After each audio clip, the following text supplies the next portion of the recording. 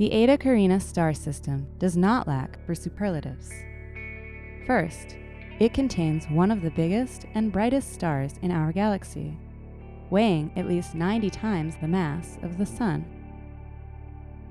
It is also extremely volatile, and astronomers expect it will have at least one supernova explosion in the future.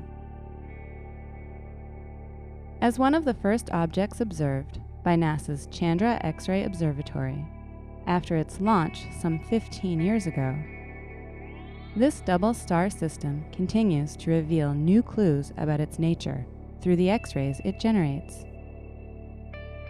New Chandra data are helping astronomers better understand how the two stars in Eta Carinae interact with one another through powerful winds blowing off their surfaces.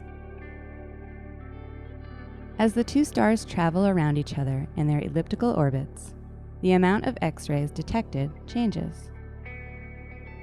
This gives astronomers clues to what is happening between these stars now and what may happen to this system in the future.